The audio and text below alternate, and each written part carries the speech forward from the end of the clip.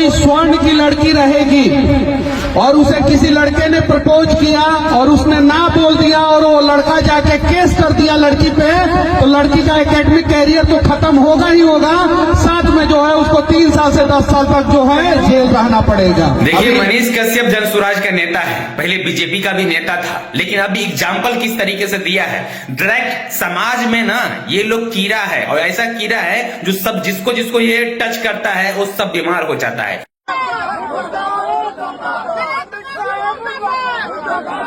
और ये बीमार करना चाहते पूरे समाज को, इसके लिए इस तरह का ये वर्ड का इस्तेमाल किया है। मतलब एग्जाम्पल दिया है यूजीसी बिल के तहत किस तरीके से किसको फायदा होगा या किसको नुकसान होगा, और किसको फायदा किसको नुकसान होगा तो फिर लड़की के सामने लेकर आया है। मतलब मनीष कश्यप कहते हैं कि अगर हमारे बहन को कोई प्रपोज किया और ओबीसी का लड़का या एसटी का लड़का, तो अगर हमारी बहन अगर रिजेक्ट कर देती है तो उसको इसी कानून के तहत उसको जेल में डलवा देगा। मतलब बताइए, इस लेवल से कोई एग्जाम्पल देता है क्या? मतलब इतना अभी नीचे ये लोग गिर जाएगा कि अपने माँ बहन बेटी को ये लोग डायरेक्ट आगे कर देता है ताकि ये कानून को रद्द किया जा सके। लेकिन एससी एसटी ओबीसी को कितना हेल्प मिलेगा इससे, इसके बारे में एक शब्द भी नहीं बोलते हैं। इसमें हिंदू को कितना बेनिफिट मिलेगा, इसके बारे में ये लोग एक शब्द नहीं कहते हैं। लेकिन कानून को किस तरीके से रद्द किया जाएगा, किस तरीके से पूरे समाज को आग में झोंका जाएगा, इसके बारे में ये बता रहे हैं। लेकिन इसका बेनिफिट के बारे में एक शब्द ये लोग भी नहीं कहते हैं। इससे पहले ये लोग यही कहते थे कि हम हिंदू राष्ट्र बनाएंगे, हम लोग सब हिंदू हैं, चाहे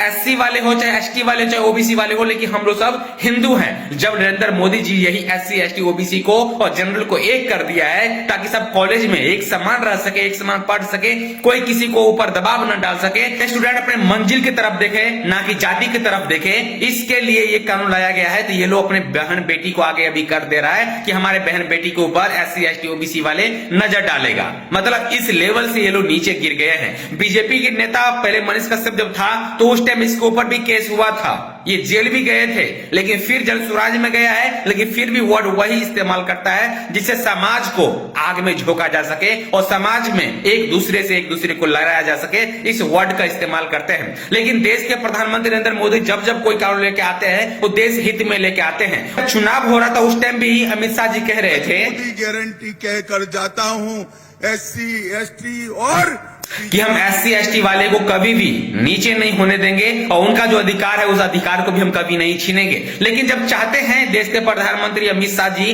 कि सब एसटी एसटी ओबीसी वाले भी एक साथ पढ़ाई करेंगे और कोई किसी को रंग रूप जाति के ऊपर आप उसको छेड़छाड़ नहीं कर सकते, उसको भेदभाव नहीं कर सकते हैं, तो ये लोग कहते हैं कि नहीं भाई ये कानून बहुत गलत है। लेकिन जब आप अच्छे से समझिएगा तो आपको पता चलेगा भाई ये कानून गलत नहीं, ये कानून बहुत सही है, जिसमें एसटी एसटी ओबीसी वाले सब एकत्रित होकर पढ़ाई कर सकते हैं। और किसी को आप ये नहीं कह सकते कि भाई तुम दुसाद हो, तुम डोम हो, तुम चमार हो या तुम यादव हो, तुम इस कॉलेज में पढ़ाई नहीं कर सकते। अगर आप कॉलेज में आए हो तो सबसे पीछे जाकर बैठ, आप इस तरीके से नहीं कह सकते हो। इसके लिए कानून लाया गया है। तो ये लोग कहते हैं कि हमारे बहन बेटी को छेड़ेगा, हमारे बहन बेटी को प्रपोज करेगा, हमारे बहन बेटी से शादी करेगा, अगर हमारे बहन बेटी मना कर देगी तो हमारे बहन बेटी को इसी कानून के तहत जेल में डलवा देगा। मतलब इससे भी निकम्मा आदमी आज तक लोग देखे हैं, इससे भी थर्ड क्लास का नेता आज लोग आप लोग देखे हैं नहीं। लेकिन ये लोग अपने बहन बेटी को कानून रद्द करवाने के लिए आगे कर देते हैं। खैर, आप लोग क्या सोचते हैं? क्या कमेंट बॉक्स में जरूर दीजिए।